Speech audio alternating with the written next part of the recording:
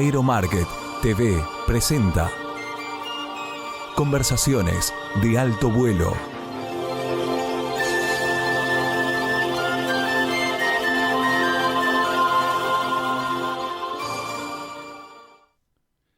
¿Qué tal? Gracias por estar ahí.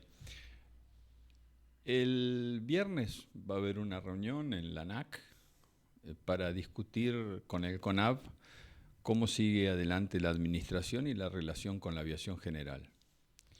Uno de los ítems, uno de los artículos, de los puntos del decreto de intervención dice implementación de las normas LAR.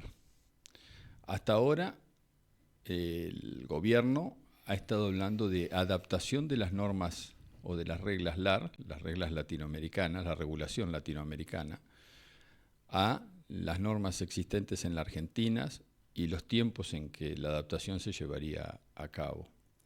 Ahora hablan de implementar.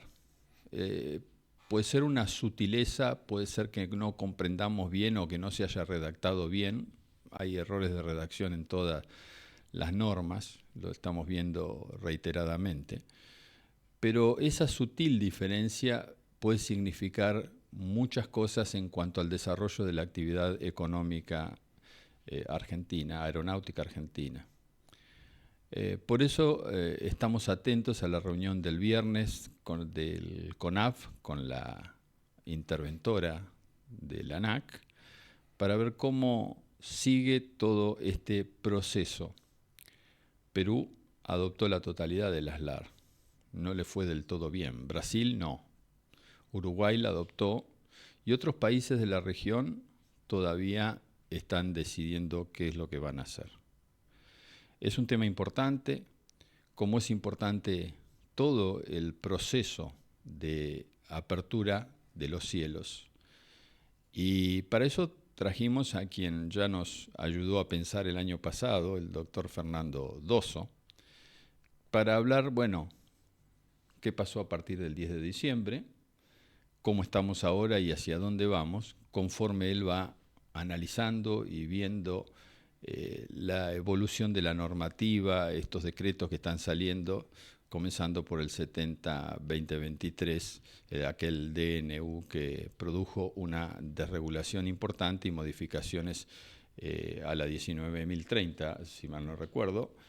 Y buenas tardes, doctor, gracias por venir, gracias por estar acá. ¿Qué tal, Luis? No, el agradecido soy yo por la invitación. Bueno, sí, evidentemente el DNU 70-2023 ha significado un cambio de paradigma en lo que es la historia de la aviación civil argentina y realmente es una norma singular, primero por lo abarcativa en cuanto a todas las cuestiones que trata, independientemente de lo que es exclusivamente aviación civil, y segundo, porque trae como novedad lo que para mí es definitorio y que es fundamental, que es la derogación de la Ley 19.030 en su totalidad. La Ley 19.030 representa 50 años de atraso de la aviación civil argentina, así que ya con solo esa norma ya es un punto de apoyo importante para hacer cualquier otro desarrollo futuro. Primera cuestión. Segunda cuestión que va aparejada con esta es que está en un DNU que además, de acuerdo a los procedimientos para su tratamiento, ya tiene un voto en contra del Honorable Senado de la Nación y en consecuencia, para que su vigencia se mantenga, es necesario que haya una aprobación concreta por parte de la Cámara de Diputados. Como estamos viendo las discusiones parlamentarias y las negociaciones entre los grupos de oposición y el gobierno, la situación no es fácil y eso obviamente conspira para un planteo que haga a la seguridad jurídica y a la confianza que puede generar en futuros inversores cuál es el estatus en el que va a tener esta legislación, que además modifica ampliamente, como he dicho, las regulaciones existentes en la República Argentina. De todas maneras, ya la sola eliminación de la 19.030 permite recuperar todas las disposiciones del Código Aeronáutico del año 67 anterior, que no era un código de ninguna manera restrictivo ni anticompetitivo, sino todo lo contrario. Es decir, la 19.030 era la que incluía las restricciones y las limitaciones a la competencia que posibilitaba el Código Aeronáutico. A partir de ahí, bueno, la Administración ha dictado una serie de reglamentaciones, decretos y una serie de resoluciones en una actividad realmente importante en cuanto a los cambios que se están introduciendo y con un criterio que es un criterio, yo diría, absolutamente novedoso en la práctica de la aviación civil, acostumbrados a las negativas, acostumbrados a las restricciones, acostumbrados a las prohibiciones, acostumbrados a las arbitrariedades. Es decir, el decreto 599 y otras normas complementarias establecen por primera vez obligatoriamente a la Administración cómo debe procesar todos los temas relativos a la aviación civil en un concepto de regulación, en un concepto de libre competencia, de accesibilidad, de desburocratización de los trámites, de transparencia, es decir, todo lo contrario a lo que hemos visto en los últimos años. Así que yo diría que esos dos parámetros son fundamentales. Luego sí, hay normas que, bueno, no han sido felices en las redacciones, hay hasta tiempos verbales que están mal aplicados, pero bueno, son cuestiones más de una ingeniería de detalle que una ingeniería básica. Por eso yo rescato los principios sobre los que está animada esta de regulación y los pasos que se van dando, que son pasos quizás más ambiciosos de lo que en realidad significan, porque también es del caso señalar, es decir, que no son técnicamente cielos abiertos, tal cual como se entiende en la legislación comparada, pero sí son pasos en favor de una desregulación y una mayor competencia que facilitan las inversiones extranjeras, por un lado, que estaban de alguna manera limitadas, y por otro lado también recuerdo y es necesario que tengamos en cuenta que muchas de las disposiciones que estamos citando son disposiciones que ya estaban desde antiguo en el Código Aeronáutico, como el acceso por parte de empresas extranjeras al cabotaje argentino, que estaba prácticamente con idéntica redacción desde 1967 del Código Aeronáutico, sin que nadie haya salido a decir que era la entrega del país, ni la pérdida de la soberanía, ni ninguna de todos esos anuncios que hemos visto que han proliferado, sobre todo en algunos opinadores y en algunas personas que tienen que ver, por supuesto, con las entidades gremiales. Así que en realidad lo que estamos haciendo es reactualizando viejos principios.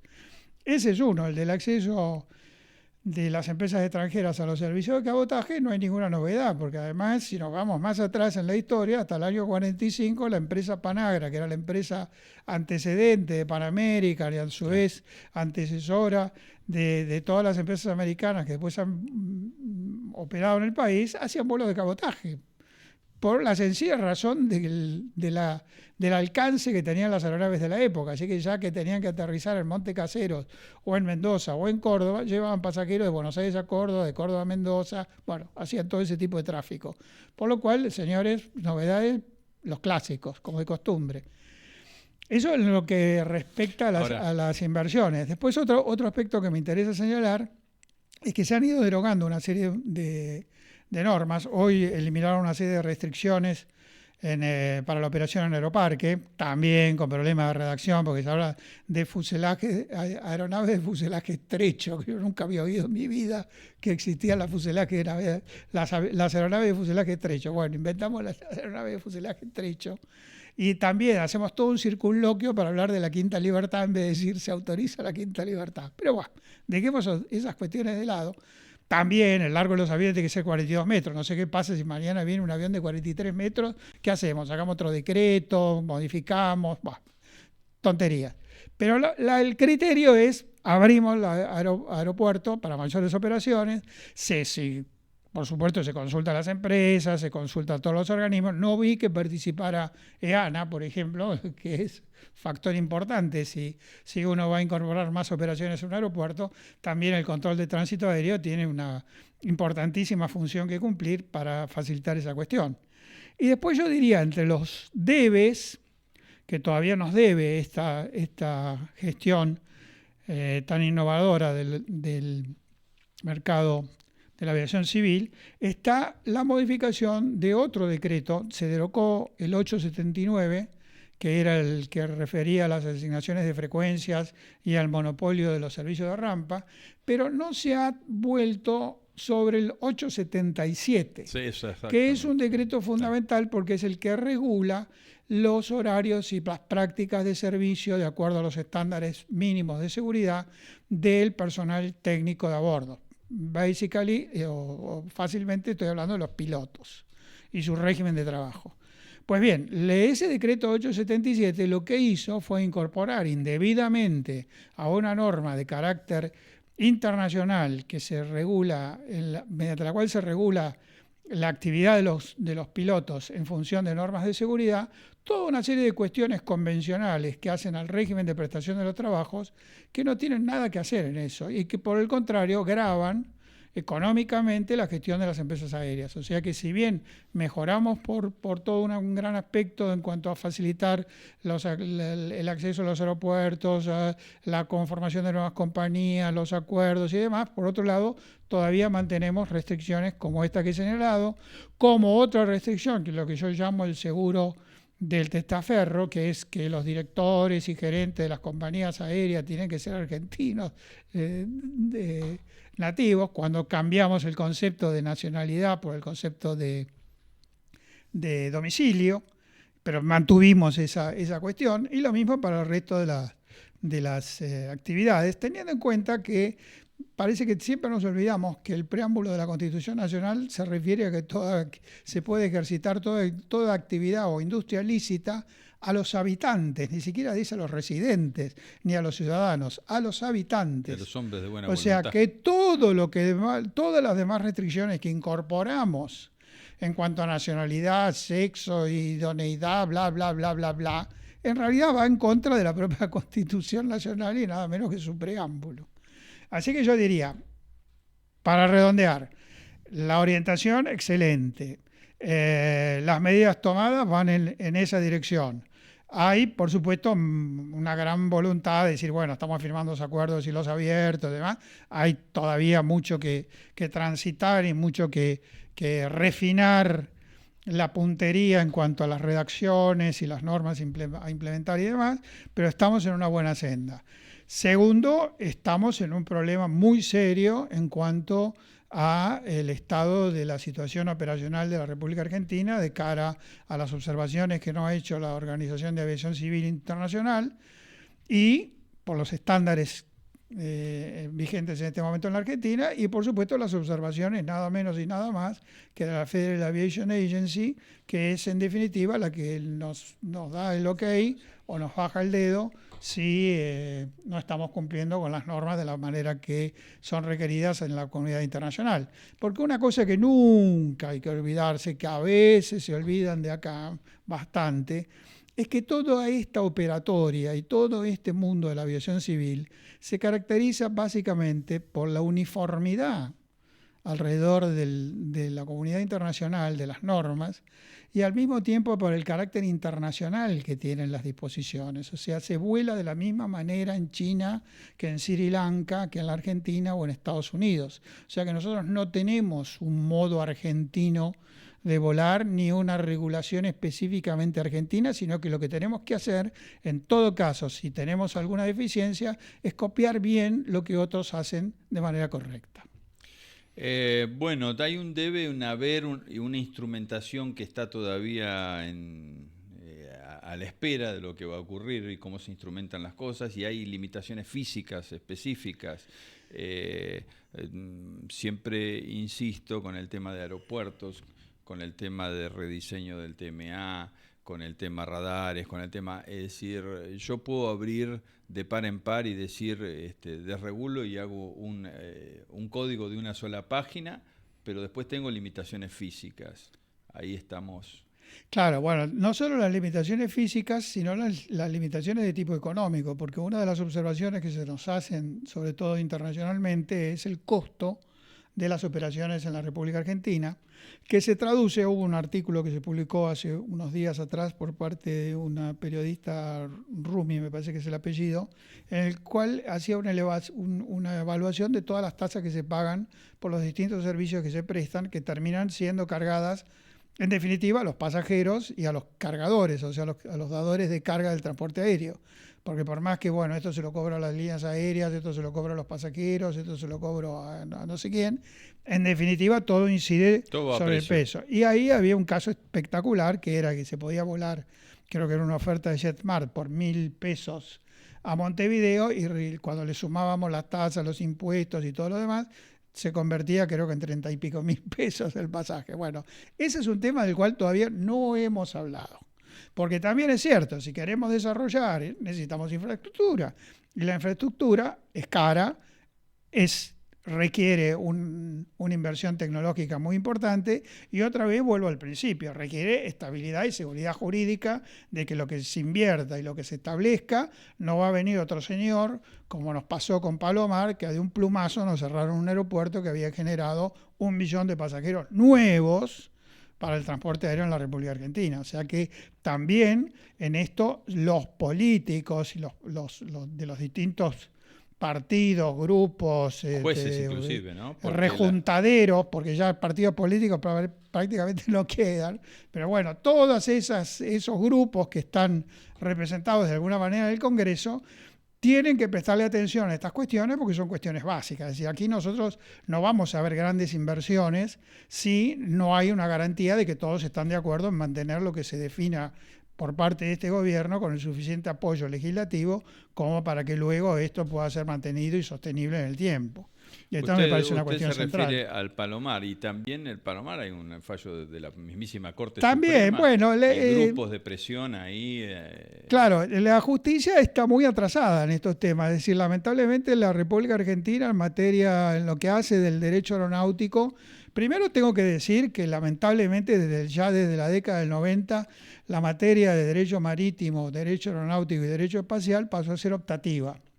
O sea, un país cuyas dimensiones van, en términos de Europa, desde Lisboa a Moscú, esa es la extensión, o sea, prácticamente toda Europa. Por supuesto, no tenemos los 400 y pico de millones de habitantes que tiene Europa, ni los ingresos per cápita de esos 400 y pico de millones de habitantes, tenemos el 10%. Merita que alguien se ocupe de cómo se organiza no solo el transporte aéreo, sino también el transporte marítimo y fluvial, teniendo en cuenta los ríos navegables que tenemos y teniendo en cuenta el litoral marítimo, que ya sabemos, no voy a entrar en el tema, pero bueno, todos los problemas que tiene el litoral marítimo argentino y la falta de una explotación racional y adecuada de ese recurso. O sea que si las unidades académicas fundamentales, como son las universidades nacionales, no le dan oportunidad al transporte desde el punto de vista del plano jurídico, del plano económico, del plano de la ingeniería, es decir, no tienen un tratamiento adecuado, bueno, mal vamos a tener un desarrollo si no tenemos primero a las personas capacitadas para llevar adelante esas políticas, punto 1. Punto 2, si además desde las ciencias políticas no se organizan las carreras necesarias para que la administración pública no sea un coto de caza de los militantes o los militontos o los mili no sé qué, y no se hagan los concursos como parece que finalmente se van a hacer, bueno, tenemos los resultados que están a la vista, ¿no? Sí. No es casualidad. Sí, el tema de concursos es por ahora una intención. No sé si finalmente con la intervención ahora, la novedad de esta semana es que vienen asesores de la UASI para ver si pueden acomodar un poco los papeles para la próxima visita de la auditoría IASA de la FAA, que será el 6 de septiembre. Pero me parece que detrás hay como una idea de hacer un plan maestro para la aviación civil, por lo que he hablado con algún funcionario en algún momento, que supone en esa reestructuración establecer la meritocracia vía concurso, de que los mejores lleguen a los puestos más importantes de decisión dentro del sector aeronáutico. Claro, porque no solo es una cuestión de ordenar los papeles, sino también las capacitaciones y las formaciones necesarias para que la gente que está en las funciones con responsabilidad en el diseño de las políticas del sector tenga los conocimientos necesarios como para poder hacerlo. Y en eso nosotros lamentablemente tenemos un historial bastante negativo, porque yo quiero recordar acá que el último director nacional o secretario o subsecretario van cambiando las denominaciones, pero el último responsable que tenía conocimiento empresario y que además era piloto fue el doctor Gamboa, que estuvo hasta en el 1999. Antes estuve yo, además. Y después de nosotros, bueno, ya pasó de todo. Se vino cualquiera, menos nadie con una formación y sobre todo con un concepto en el que voy a insistir una vez más, que es el necesario conocimiento por parte de los oficiales públicos de cómo funciona la actividad civil fuera de la administración. Si uno mira qué es lo que pasa en Estados Unidos, o qué es lo que pasa en Canadá, o qué es lo que pasa en Europa, es decir, los funcionarios por lo menos hacen un stage, un desarrollo profesional, cambiando el rol, o sea, viendo la problemática desde los sectores regulados, aquellos que están en función pública, y al mismo tiempo posibilitando al personal de las empresas, al personal de las actividades, de la formación, de la capacitación, de toda la gran masa de cuestiones que tiene la aviación civil por fuera del Estado, conocimiento de los problemas del Estado. Si no, nos encontramos con este tipo de regulaciones que uno se da cuenta que no tienen la menor idea de cómo funciona el negocio. Claro, bueno, usted me está hablando mucho de intercambio y comunicación entre los distintos sectores. Es fundamental, ¿no? es fundamental. Que además de ser un rasgo propio de la República y hasta de la democracia, digamos,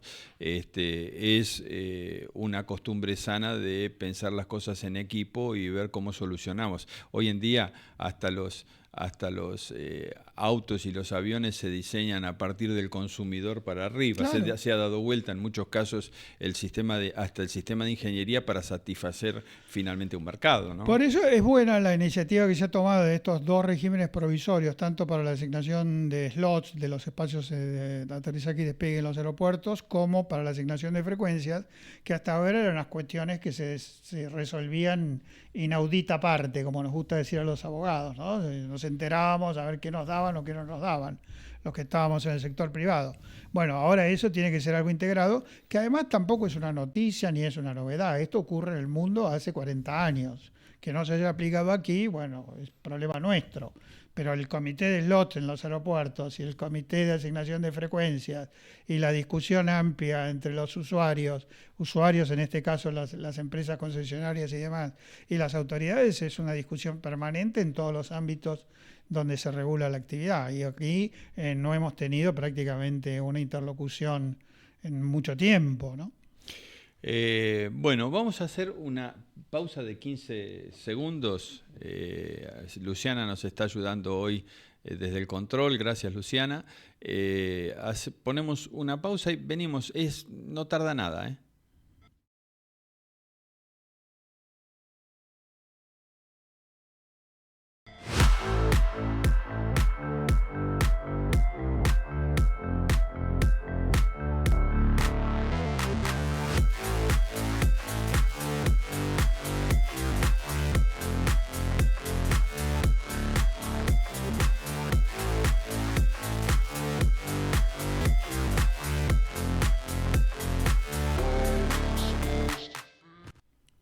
Bueno, estamos acá de vuelta, vieron que era cortita la pausa, hablando de cómo estamos con la apertura de los cielos, de la desregulación que tanto entusiasma al sector y que tanto preocupa, por otro lado, por cómo se instrumenta y algunos baches que se ven.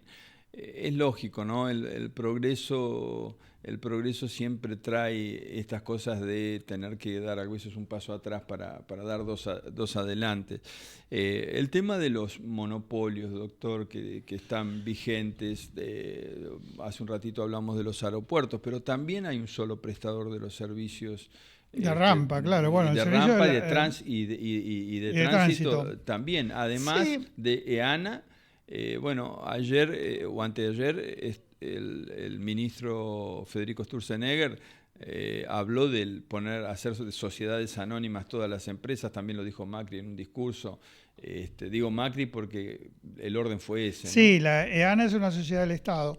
Ahí en el tema de navegación aérea, yo creo que lo que tiene que hacer Argentina es directamente un acuerdo de asistencia técnica con Canadá, que tiene la mejor organización privada, NAV Canada. Non-profit, no me sale en español. Acá sería mal llamada una ONG, sin fines de de lucro. ONG, sin fines de lucro. Es la terminología Sí, correcta, sí. sin fines de lucro, que son los más adelantados en el mundo. ¿Sí? Yo creo que haciendo una asociación técnica con ellos y que ellos nos diseñen y nosotros desde luego implementar lo que ellos diseñen, bueno, con eso ya estaríamos a nivel internacional en primerísima línea, y eso ayudaría también a una mejor capacitación del personal, porque no es una cuestión eminentemente exclusivamente técnica ni exclusivamente legal, sino va acompañada de la capacitación del personal. Y eso, son tres elementos sustanciales. En el caso de NAV Canada, confluyen todos los stakeholders, como se dice en inglés, todos los interesados o el ecosistema. Todos participan. Para pensar el sistema de transporte. Estamos hablando, Canadá, país grande, enorme, dependiente del avión. Y muy parecido en sus características morfológicas a la Argentina, porque si ustedes se fijan, es decir, Canadá tiene un territorio inconmensurable, pero el país habitado son 300 kilómetros por encima de la frontera de Estados Unidos, con una gran extensión. O sea, es como si fuera una Argentina puesta a lo ancho en vez de a lo largo. Tal cual. En consecuencia, ellos tienen un manejo de la situación en un contexto, por supuesto, de un gran tráfico aéreo, porque están en las rutas que están en el norte, tanto de Estados Unidos como en las comunicaciones con Asia y con el resto de Europa. O sea que son un lugar de paso,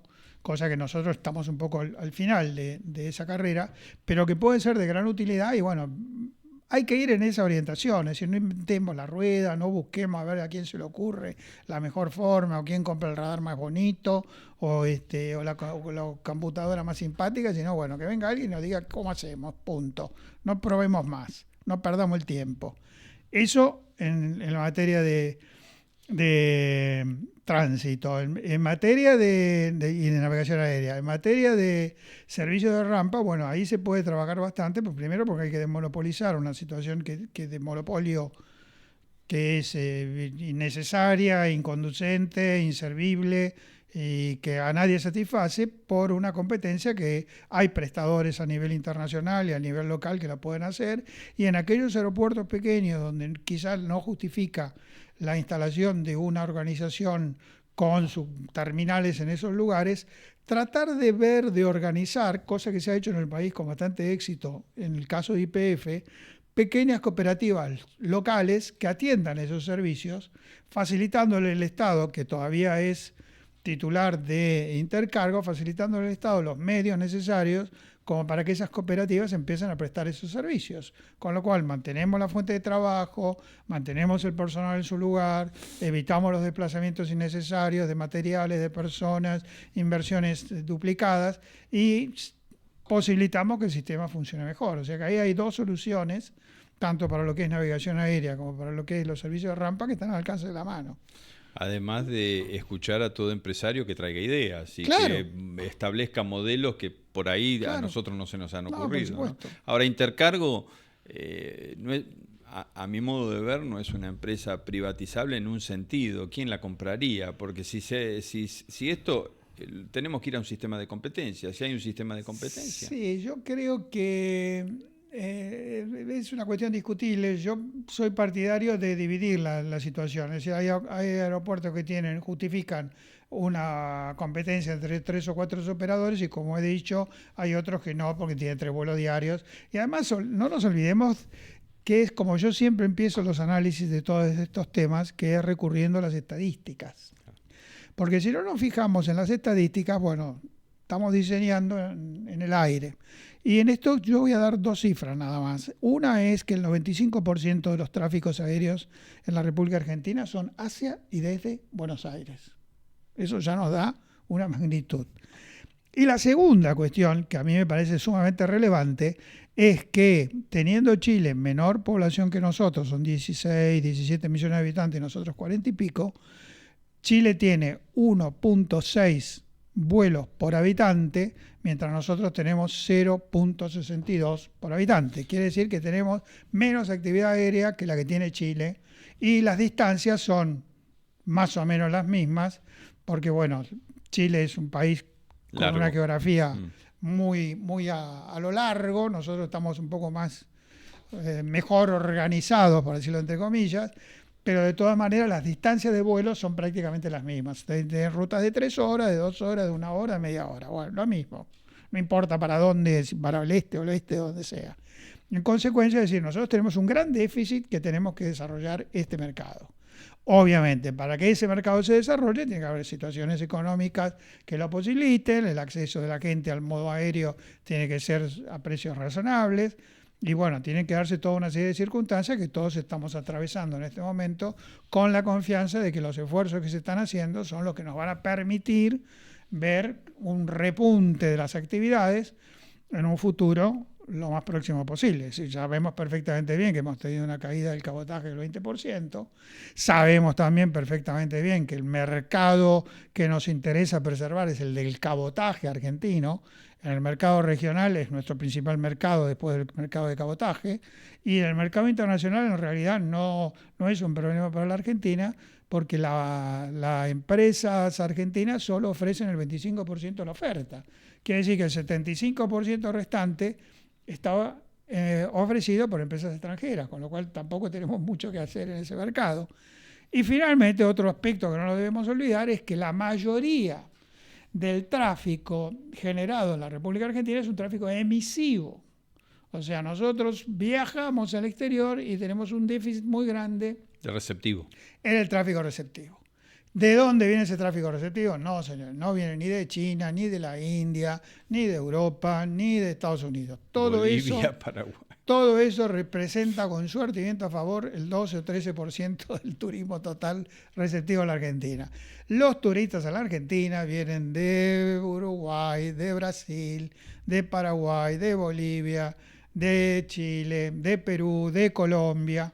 Y bueno, ahora, por las razones que todos conocemos, tenemos una gran colectividad venezolana que el día que puedan volver a su territorio, habiendo estado aquí, van a ser también una corriente muy importante de tráfico en la Argentina. O sea que el principal cometido que nosotros tenemos que tener cuando hablamos de aviación en la Argentina es el cabotaje, atender a la vinculación del territorio argentino.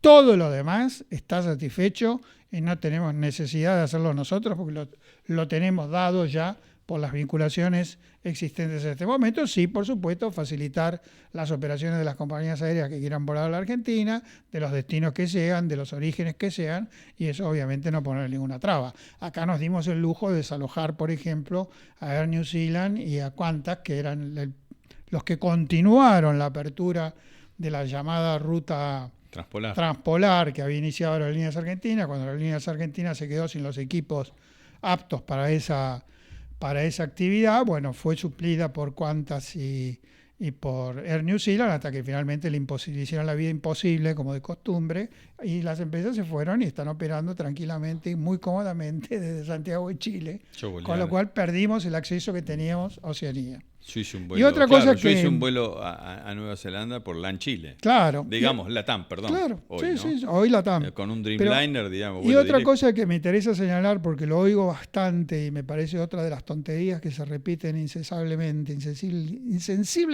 insensatamente, es que los mercados que no son rentables. Hay mercados que no son rentables. No, señores.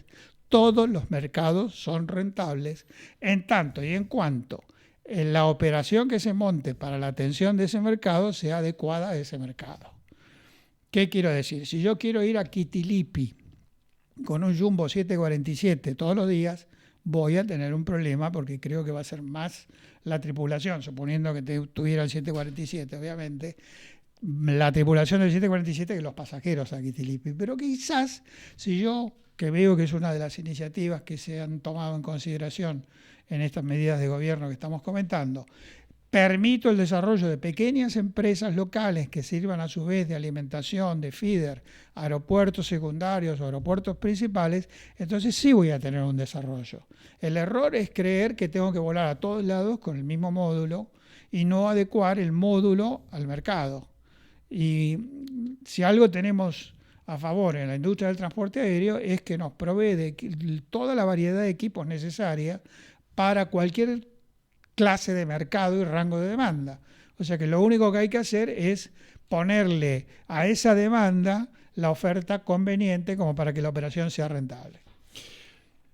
Usted es un académico también en el área de turismo. Así es. ¿Cómo ve esta apertura en función del turismo? Recién usted hizo una referencia a que la mayoría de nuestro turismo es un turismo limítrofe. Digamos, ¿no? Y la Argentina es un país muy vendible turísticamente. La Argentina es un país muy vendible turísticamente y que quizás no siempre está vendido de la mejor manera posible. Yo siempre recuerdo que hace muchísimos años, más de 50, la primera vez que yo estuve en París, cuando uno quería ver publicidad de las cataratas del Iguazú, la publicidad de cataratas del Iguazú la hacía Varig. Y en Champs-Élysées, donde Varig tenía una gran oficina, en la época que todas las compañías tenían oficinas a la calle y era un poco una vidriera del país de alguna manera, bueno, quien publicitaba las cataratas del Iguazú en Francia era Varig. Del lado de Foz de Iguazú. Del lado, obviamente, de Foz de Iguazú. Claro. Y cuando una empresa peruana, una de las subsidiarias del grupo LATAM, quiso operar entre Perú a Puerto Iguazú, desde Lima a Puerto Iguazú, por supuesto, le negamos la autorización y esa operación se hizo a Foz de Iguazú, donde todavía está hasta el día de hoy. O sea que los peruanos, para ver las cataratas del Iguazú, vuelan a Foz de Iguazú y no a Puerto Iguazú. Esa es otra medida que se tomó en el gobierno anterior, de las tantas por el estilo, cuando se prohibieron los vuelos a Rosario, bueno, todos los disparates que hemos visto en los últimos años. Hoy ¿no se está trabajando para revertir esta claro, cultura. Pero todo eso, primero hay que revertir una cultura, que es lo que hace el decreto claramente diciéndole a las autoridades específicas, señores, ocúpense de que esto funcione. Más claro imposible.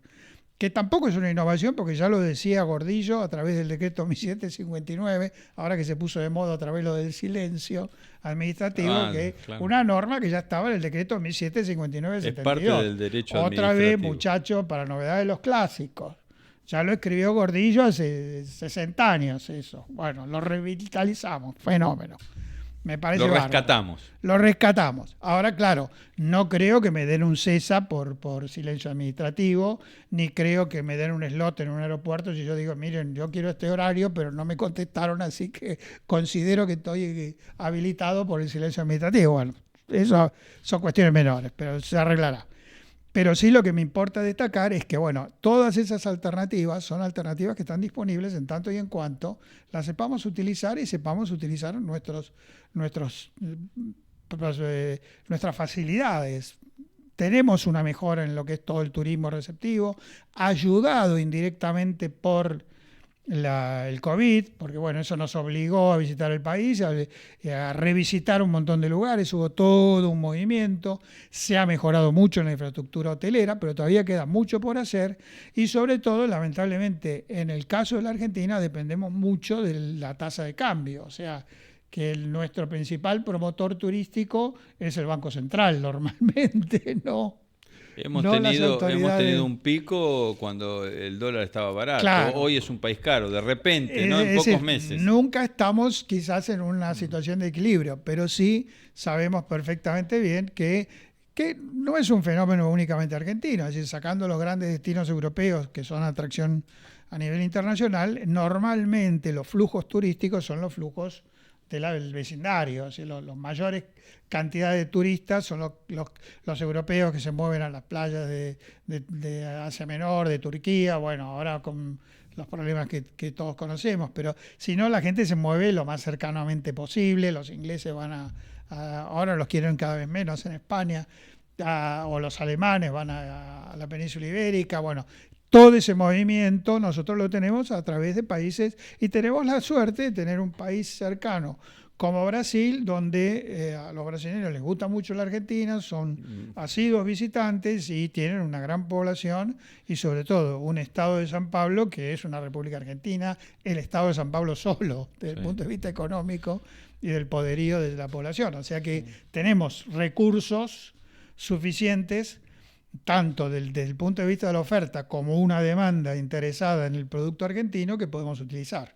Y nos queda el gran desarrollo de la Antártida y por supuesto con la preservación de los recursos necesarios, que no siempre ha sido feliz, sobre todo por parte de las autoridades de Ushuaia, que han limitado muchas veces la operación de los cruceros y la operación de determinadas compañías navieras, porque a lo mejor era un buque de registro en Jamaica y la bandera de Jamaica, que tiene unos colores, creo que es rojo, amarillo y negro, me parece, tiene un triangulito o un cuadradito donde está la Union Jack, o sea, la bandera británica, porque bueno, en una época fueron colonia británica.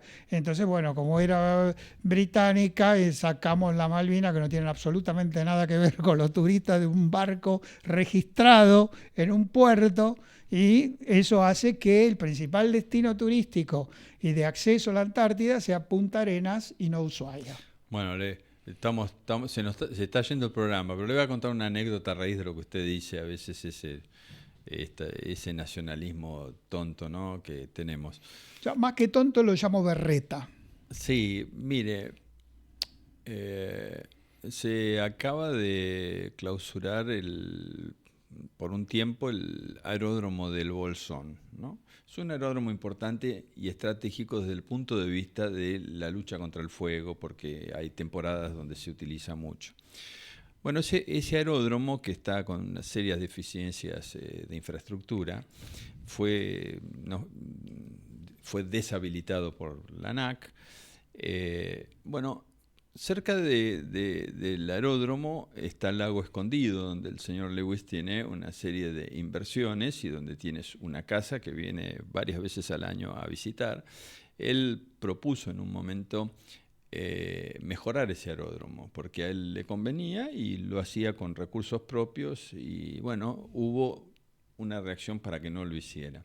Pero esa no es la anécdota o lo más sustancioso de la anécdota.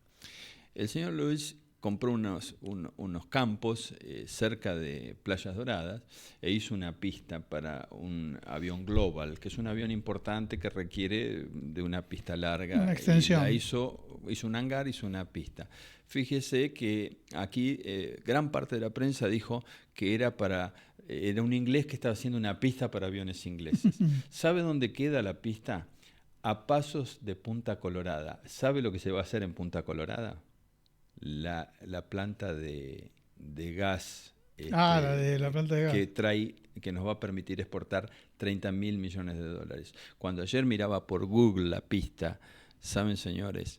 Es una pista que le viene a Punta Colorada de perillas, y el señor Lewis no tiene problema de que se utilice. Yo no estoy haciendo la apología de nada, simplemente digo, hay que pensar prácticamente y tenemos que ser modernos, porque la aviación necesita de este tipo de inversiones, las haga quien las haga, porque están a disposición de todos los que la quieran usar. Claro, además hay mucha ignorancia también, porque ya estamos viéndolo, el caso de Ucrania, el caso mismo de Israel y Gaza, el conflicto con Gaza, y el ataque de los hutíes al estrecho de Hormuz y demás.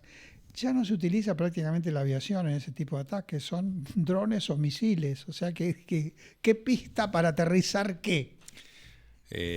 Como dice... Eso es como de la Segunda Guerra Mundial, es una antigüedad. Como hemos visto en una película recientemente que se llama Captain Phillips, claro, que le toman el buque con un gomón y dos Handley, y se tiene que desplazar la flota americana para rescatar el barco. Para combatirlo. Es decir que sí, tenemos que ser realistas,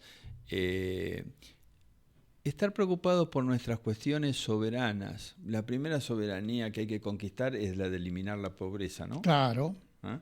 Bueno. Porque nosotros sabemos, cuando éramos chicos, que no se vivía lo que se vive hoy. Claro. O sea, que nosotros somos de una Argentina que tenía un 6% de pobres, y que realmente cuando uno veía un pobre era algo que llamaba la atención. Y casi cero de analfabetos. Y no había analfabetismo, exactamente. Y todos sabíamos las tablas, sabíamos escribir, sabíamos leer, comprendíamos los textos, y lo habíamos aprendido en la escuela primaria del delantal blanco y la señorita, no la seño, sí, sino de la señorita. De la señorita, que no faltaba nunca. Que no faltaba nunca, además ni hacía huelgas. No hacía huelga. Y se cortaba el pelo. Yo Sí. tuve maestros que se cortaban el pelo. Sí, claro. Bueno, muchas gracias, doctor Dosso. Siempre Un es gusto. medio recibir una hora de cátedra, así que le agradezco mucho. Creo que el país lo tendría que aprovechar un poquito más. Gracias por estar ahí. Esto fue Conversaciones de Alto Vuelo.